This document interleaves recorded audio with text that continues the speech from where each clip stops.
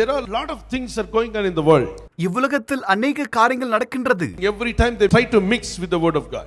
ஒவ்வொரு முறையும் வேத வசனத்தோடு சில காரியங்களை கலப்படம் செய்கிறார்கள். Don't put down the value of anointing. அபிஷேகத்தினுடைய மதிப்பை குறைத்து எடை போட வேண்டாம். Anointing has a much valuable word. அபிஷேகம் மிகவும் விலையேற பெற்றதாக இருக்கிறது. Honorable word. கனத்துக்குரியது. We should honor him. நாம் தேவனை கனப்படுத்த வேண்டும். What is the meaning of anointing? அபிஷேகத்தினுடைய பொருள் என்ன தெரியுமா? The Greek word is called chrisma. கிரேக்க மொழியிலே கிறிஸ்மா என்று அழைப்பார்கள். It has a valuable word. அது கனமுள்ள ஒரு வார்த்தை. God used in the Old Testament to anoint kings. பழைய ஏற்பாட்டிலே ராஜாக்களை அபிஷேகம் பண்ண பயன்படுத்தப்பட்டது. And kingly anointing. ராஜாக்களுடைய அபிஷேகம். Prophetical anointing. தீர்க்க தரிசன அபிஷேகம். And then the priestly anointing. ஆசாரியத்துவ அபிஷேகம். Priesthood anointing. ஆசாரியர்களின் அபிஷேகம். The valuable biblical anointing is different. வேதாகம அபிஷேகம் வித்தியாசமானது. The anointing will break the yoke. The power of God will come upon you and you'll see different. When the anointing comes, you'll live different. தேவனுடைய அபிஷேகம் உங்கள் மேல் இறங்கும் பொழுது வித்தியாசமாக வாழ முடியும். எல்லா விதமான நுகங்கள் முறியடிக்கப்படும். So many people are so much easily they're talking about the anointing. அநேகர் அபிஷேகத்தை குறித்து லகுவாக பேசுகிறார்கள். Have you seen the milk anointing? நீங்கள் பால் அபிஷேகத்தை பார்த்திருக்கிறீர்களா? They take milk and they pour on their head. அவர்கள் தலையிலே பாலை ஊற்றுவார்கள். That's the milk anointing. இது பால் அபிஷேகம். Some people they take mic and they non-stop they will be speaking. Why brother why are you speaking like that? They say mic anointing. சில பேர் மைக்கை பிடித்தால் இடைவிடாமல் பேசிக் கொண்டிருப்பார்கள். அவர்களிடத்திலே காரணம் கேட்டால் மைக் அபிஷேகம் பெற்றிருக்கிறேன் என்பார்கள். And one more person runaway anointing. விட்டோடுகிற அபிஷேகம் சிலர் பெற்றிருக்கிறார்கள். I asked that what is that? அதன் பொருள் என்ன தெரியுமா? And his wife told me ஒரு பெண்மணியிடத்திலே கேட்டேன். whenever this running away anointing comes my husband runs away with somebody. இந்த அபிஷேகம் வரும்பொழுதெல்லாம் என் கணவர் மற்றொரு பெண்ணோடு அவர் ஓடிவிடுவார் என்று சொன்னாள். And after 3 months we will be searching for him. 3 மாதங்களாக நாங்கள் தேடிக்கொண்டிருப்போம். 3 months where is my husband? Where is my husband? என் கணவர் எங்கே என்று சொல்லி 3 மாதங்களாக நாங்கள் தேடிக்கொண்டிருப்போம். But he acts like a godly man. ஆனால் தேவ மனிதனைப் போல் அவர் நடிப்பார். Once his money is finished, பணம் தீர்ந்த பிற்பாடு when nobody takes care of, எல்லாரும் அவரை கைவிட்ட he will பிற்பாடு return to house. அவர் மறுபடியும் வீடு I திரும்புவார். ask why are you acting like this? ஏன் இப்படி வாழ்கிறாய் என்று அவள் கேட்டாள். Why you run away from house? ஏன் வீட்டை விட்டு நீ ஓடுகிறாய்? You leave your children, your wife and run away. என்னையும் பிள்ளைகளை விட்டு நீ ஏன் ஓடுகிறாய் என்று கேட்டாள். But still you read Bible and go to church. What is this? ஆனால் நீ இன்னமும் சபைக்கு போகிற வேதம் வாசிக்கிற என்ன அர்த்தம்? You please repent. நீ மனம் மாற வேண்டும் என்று அவள் சொன்னாள். He says, my dear darling, that's not the case. எனக்கு பிரியமான மனைவியே இதன் பொருள் என்ன தெரியுமா? Then I asked, what is that? என்ன என்று அவள் கேட்டாளாம். And he told that is the running away anointing is coming upon me. அவருக்கு விட்டோடுகிற அபிஷேகம் வந்திருக்கிறது என்று அவர் சொன்னாராம். The moment it comes, I'll run away from house. அந்த அபிஷேகம் வரும்பொழுது அவர் வீட்டை விட்டு ஓடி விடுவாராம். He is not running away anointing. It's a devilish இது anointing. அபிஷேகம் அல்ல, இது பிசாசுடைய செயலாய் இருக்கிறது. Your evil mind. அவனுடைய தீய எண்ணம். Your evil desires. தீய விருப்பங்கள் தான். Some people are saying laughing anointing. சிலருக்கு சிரிக்கிற அபிஷேகம் பெற்றிருக்கிறார்களாம். Some other people are mixing preaching. சிலர் கலப்பட உபதேசம் செய்கிறார்கள். Another person says, rolling anointing in the church. உருண்டோடுகிற அபிஷேகமும் கூட சபையிலே காணப்படுகிறது. Rolling from this end to that end, rolling here, rolling. இம்முனையிலிருந்து அம்மனை வரைக்கும் அவர்கள் உருண்டோடுகிறார்கள். I asked why these people are rolling. ஏன் இவர்கள் இப்படி உருண்டோடுகிறார்கள் என்று கேட்டேன். We get always every Sunday rolling. ஒவ்வொரு ஞாயிறும் உருண்டோடுகிற அபிஷேகம் நாங்கள் பெற்றுக்கொள்கிறோம் என்கிறார்கள். Some people they're falling anointing. சிலருக்கு விழுகிற அபிஷேகம் இருக்கிறது. ஒரு வாலிபன் என்னிடத்திலே என்னுடைய சபையில் எல்லாம் வினோதமாக நடக்கிறது என்று சொன்னார். ஏன் என்று கேட்கும் பொழுது எங்கள் போதகர் அபிஷேகம் பெற்றுக்கொள்ளுங்கள் என்று சொன்னவுடனே எல்லாரும் கீழே விழுந்து விடுகிறார்கள். நீங்கள் கீழே விழும்படி சபைக்கு ஒரு காலமும் வரக்கூடாது. You have come to learn something. நீங்கள் புதிதாக கற்றுக்கொள்ளும்படியாக தான் சபைக்கு வர வேண்டும். Simply in the name of anointing, don't deceive people. அபிஷேகம் என்கிற பெயரிலே ஜனங்களை ஏமாற்ற கூடாது. Simply saying in the name of anointing and deceiving people and doing your works not instead of God's work. அபிஷேகம் என்று சொல்லி தேவனுடைய காரியம் செய்யாமல் அவர்களை வஞ்சிப்பது தவறான காரியமாய் இருக்கின்றது. My dear brothers and sisters, பிரியமான சகோதர சகோதரிகளே, some people say laughing anointing. When once they step into the church, everybody be laughing. சிலரை பார்க்கும் பொழுது சபைக்கு வந்தவுடனே அனைவரும் கூட சிரித்துக் கொண்டே காணப்படுவார்கள். Some other people say jumping anointing. The moment that pastor says something, they will be jumping till the end of the service. சிலரை பார்க்கும் பொழுது போதகர் ஒரு வார்த்தை சொன்னவுடனே அவர்கள் துள்ளி குதிப்பார்கள். சபை ஆராதனை முடியும் வரைக்கும் கூட அவர்கள் குதித்துக் கொண்டே காணப்படுவார்கள். My dear brothers and sisters, சகோதர சகோதரிகளே, in the name of fashion, Satan is deceiving the world. நாகரிகம் என்கிற பெயரிலே பிசாசு உலகத்தை வஞ்சித்துக் கொண்டிருக்கிறான். But now the preachers, some of them, those who are compromised with the world, using the anointing name and deceiving the church. ஆனால் சில ஊழியக்காரர்களோ அபிஷேகம் என்கிற வார்த்தையை பயன்படுத்தி சபை விசுவாசிகளை அவர்கள் வஞ்சித்துக் கொண்டிருக்கிறார்கள். The Satan always makes duplicates everything what God does. தேவன் செய்கிற எல்லா காரியத்தையும் கூட பிசாசானவன் ஒரு போலித்தனமான ஒரு காரியத்தை அதிலிருந்து வெளியே கொண்டு வருகிறான் என்று பார்க்கிறோம். Anywhere you go, any product you take, somebody will make duplicate of it. எல்லா நல்ல பொருளுக்கும் கூட யாராகிலும் ஒருவர் போலியை உருவாக்குவார்கள். When you go to shop, you have to check for the genuine thing. நீங்கள் கடைக்கு போகும் பொழுது நம்பகத்தன்மையை நீங்கள் பரிசோதிக்க வேண்டும். Duplicate is so many. போலித்தனமான காரியங்கள் அநேகம் காணப்படுகின்றது. Hard to find genuine. உண்மையானவைகளை கண்டுபிடிப்பது மிகவும் கடினம். Nowadays hard to find genuine. உண்மையான காரியங்களை கண்டுபிடிப்பது மிகவும் அரிதாயிருக்கிறது. Real gold, you know, the rolled gold. உண்மையான தங்கமும் போலி தங்கமும் கூட காணப்படுகின்றது. Is it right? இது சரியா இல்லையா? Yeah, you found many times. நீங்கள் அதை பார்த்திருக்கிறீர்கள். The real anointing is different and fake anointing is different. உண்மையான அபிஷேகமும் போலியான அபிஷேகமும் வித்தியாசமானதா இருக்கின்றது. One more person said money anointing. பண அபிஷேகம் என்று ஒருத்தர் சொல்லுகிறார். Yes, what is that? அதன் பொருள் என்ன என்று கேட்டேன். You know, I got money anointing. Dear brothers and sisters, I got money anointing is saying. சகோதர சகோதரிகளே, பண அபிஷேகம் நான் பெற்றேன் என்று அவர் சொல்லிக்கொண்டு திரிந்து கொண்டிருக்கிறார். Now everybody, whatever you have in your pockets, you know, God is saying, give it to me. உங்க பையில் இருக்கிறதெல்லாம் என்னிடத்தில் கொடுங்கள், தேவன் எனக்கு கொடுக்க சொல்லுகிறார் என்றார். That is the money anointing. அதுதான் பண அபிஷேகமாம். This is also, you know, fooling people. இது கூட ஜனங்களை ஏமாற்றுகிற ஒரு அனுபவம். Some people are saying water anointing. சிலர் தண்ணீர் அபிஷேகம் என்று சொல்லிக் கொண்டிருக்கிறார்கள். Bring a bucket full of water and throw water on everyone. ஒரு பக்கெட் தண்ணீரை கொண்டு வந்து மற்றவர்கள் மேல் வீசுகிறார்கள். That is not there in the Bible. இது வேதாகமத்தில் குறிப்பிடப்படவில்லை. Jesus baptized in the water. That doesn't mean everyone should be sprinkled with the water. இயேசுவானவர் தண்ணீர் முழுக்கு ஞானஸ்நானம் எடுத்தார். ஆகவே எல்லார் மேலும் தண்ணீர் தெளிக்க வேண்டிய அவசியம் இல்லை. It is not there. அது அப்படி இல்லை. Why should we follow that? நாம் ஏன் அதை பின்பற்ற வேண்டும்? தவறான உபதேசத்தை கேட்பதனாலே தெரிந்து கொள்ளப்பட்டவர்களும் வஞ்சிக்கப்படுவார்கள். மத்தேயு 24:4-14 வரை வாசிக்கும் பொழுது தெரிந்து கொள்ளப்பட்டவர்களும் தவறான உபதேசத்தினால் வழி விலகுவார்கள் என்று பார்க்கிறோம். அவர்கள் ஏதோ ஒரு உபதேசத்தை கேட்கிறார்கள், நமக்கு ஏன் என்று சொல்லி நாம் விட்டுவிடக் கூடாது. நல்ல உபதேசத்தை அவர்கள் கேட்கும்படியாக உரத்த சத்தமாக சொல்வது நம்மேல் விழுந்த கடமையாக இருக்கிறது. அவர்கள் தெரிந்து கொள்ளப்பட்டவர்களாக இருக்கிறார்கள்.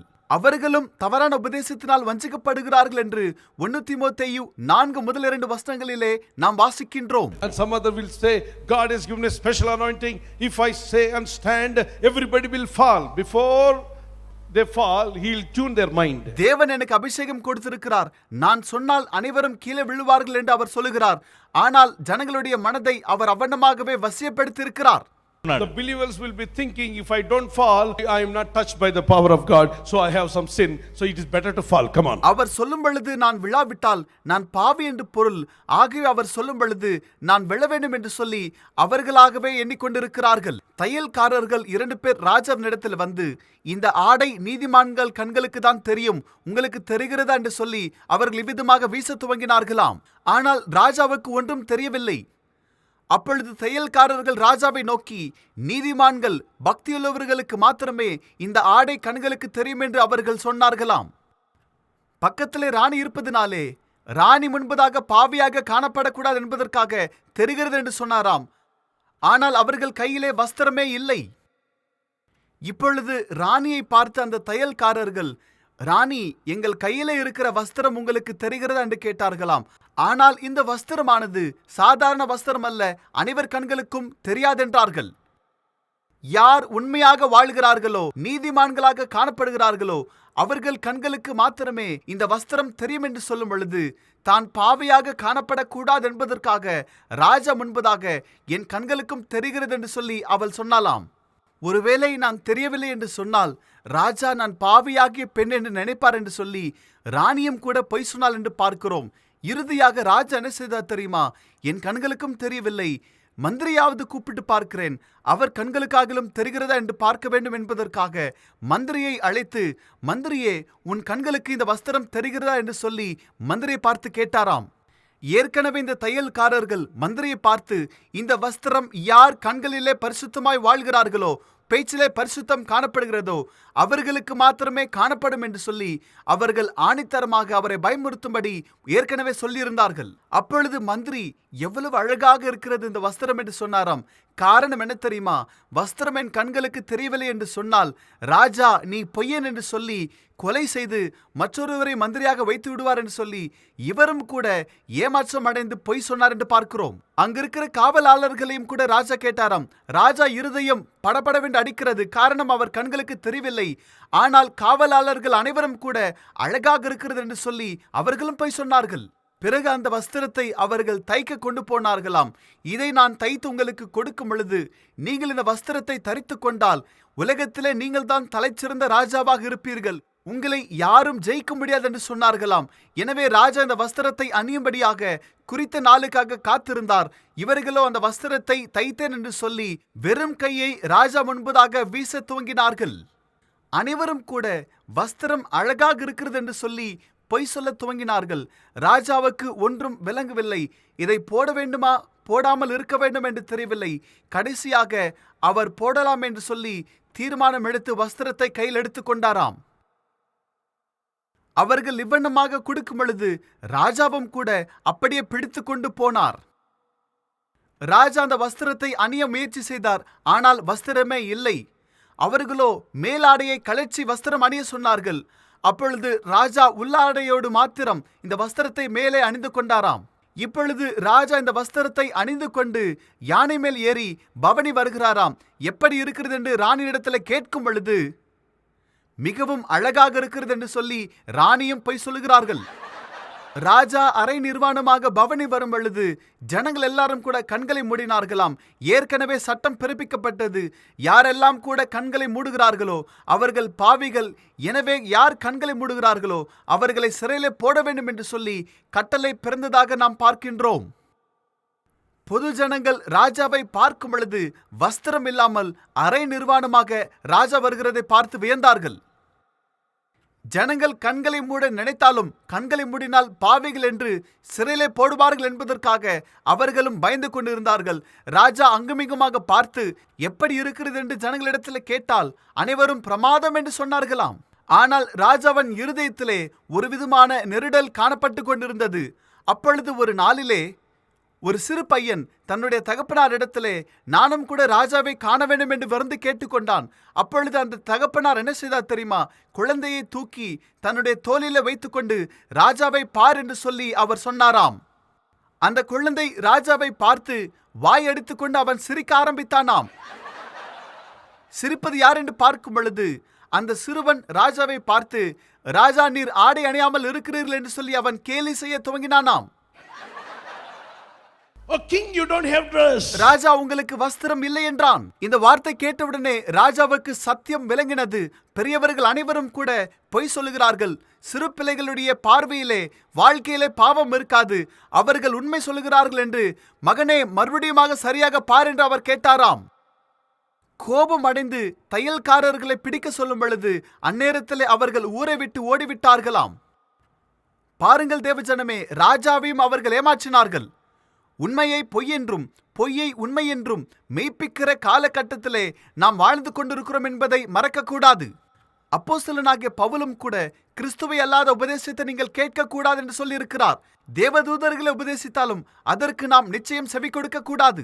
ஒருவேளை நானே தவறான உபதேசத்தை போதித்தாலும் நீங்கள் செவி கொடுக்க கூடாது என்று அப்போஸ்தலனாகிய Pavul அறிவுறுத்தியிருக்கிறார். You have to continue the apostles' foundation. Don't put a new foundation, brother. நூதன அஸ்திபாரம் அல்ல, அப்போஸ்தல அஸ்திபாரத்திலே நாம் கட்டப்பட்டிருக்க வேண்டும். How many of you are getting something? எத்தனை பேருக்கு இந்த காரியம் புரிகிறது? The foundation which is already laid with the word of God. ஏற்கனவே வேத வசனம் கொண்ட அஸ்திபாரம் போடப்பட்டது. We have to follow the same foundation, not the new foundation. நாம் புதிய அஸ்திபாரம் அல்ல, அந்த அஸ்திபாரத்தை நாம் தொடர வேண்டும். Nowadays no preacher can put a new foundation. இந்த நாட்களில் எந்த போதகரும் கூட புதிய அஸ்திபாரத்தை போட முடியாது. No.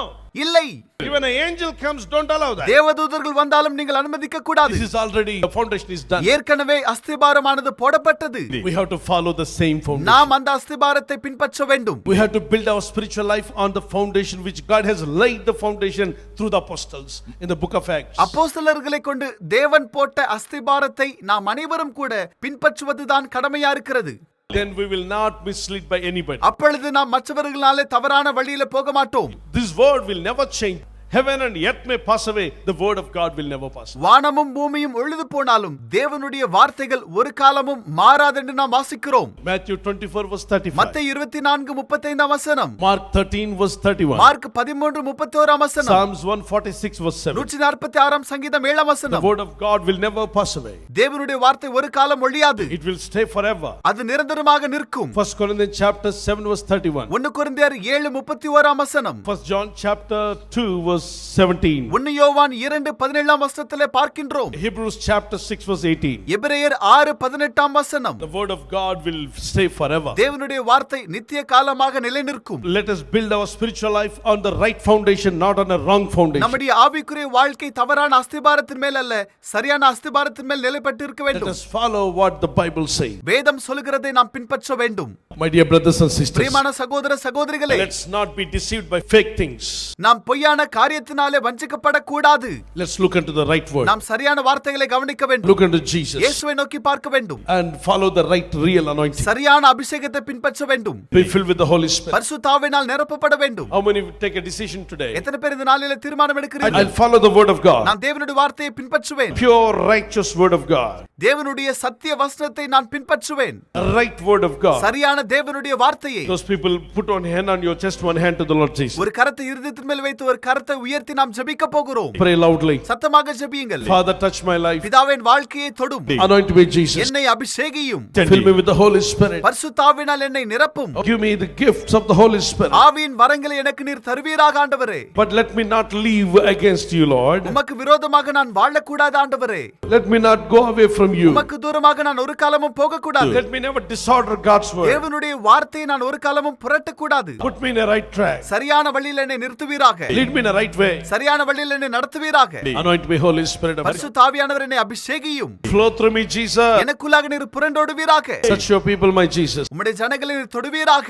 Pour out your Holy Spirit, my உம்முடைய God. ஆவியை ஒவ்வொரு மேலும் ஊற்றுவீராக. Touch your people in the name of Jesus. இயேசுவின் நாமத்தினால் ஒவ்வொருவரும் தொடப்படட்டும். Touch them, Lord. அவர்களை தொடும். Touch them, Lord. அவர்களை தொடுவீராக. Set them free. அவர்களை விடுதலையாக்கும். Anoint your people. அவர்களை அபிஷேகியும். Bless your people. அவர்களை ஆசீர்வதியும். Anoint your people, Father. உம்முடைய ஜனங்களை நீர் அபிஷேகிப்பீராக.